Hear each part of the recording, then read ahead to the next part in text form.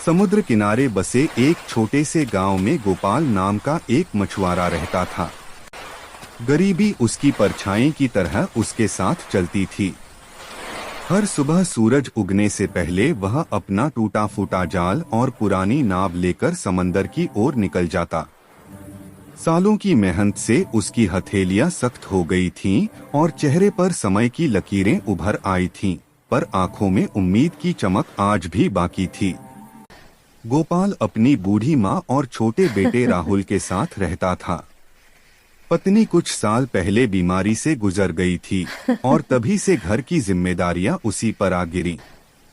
माँ की दवाइयाँ और राहुल की पढ़ाई, इन्हें चलाना आसान नहीं था, मगर वह हार नहीं मानता था।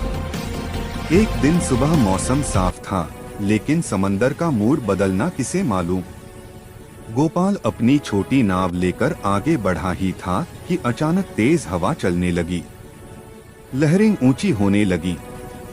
आसमान काला पड़ रहा था, पर लौटने के बजाय उसने सोचा, आज कुछ ज्यादा मछलियां मिल जाएंगी तो घर में 2 दिन की रोटी निश्चिंत हो जाएगी।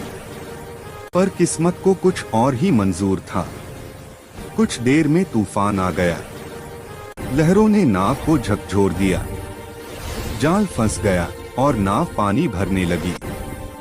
गोपाल पूरी ताकत से चप्पू चलाता रहा, लेकिन समुद्र की शक्ति उससे कहीं ज्यादा थी। कई घंटों तक संघर्ष के बाद किसी तरह वह किनारे तक पहुंचा, थका हुआ, भीगा हुआ और टूटी नाव के साथ। जब वह घर लौटा तो देखा राहुल रो रहा था। माताजी खांसते खांसते कमजोर पड़ गई थीं। दवाइयाँ खत्म हो चुकी थीं और घर में आटे का एक दाना भी नहीं था। गोपाल का दिल भर आया। वह बाहर बैठकर फूट फूट कर रो पड़ा। जीवन कभी इतना कठिन नहीं लगा था। लेकिन अगले ही पल उसने राहुल को अपनी ओर आते देखा। बच्चे ने आंसू पोंछकर कहा, बाबा, आप हार मत मानना। मैं बड़ा होकर आपको और दादी को सारी खुशियां दूंगा। गोपाल ने उसे गले से लगा लिया। उसके दिल में नई उम्मीद जागी। वह जान गया कि एक मछुआरे की असली ताकत उसके हाथों में नहीं, उसके हौसले में होती है।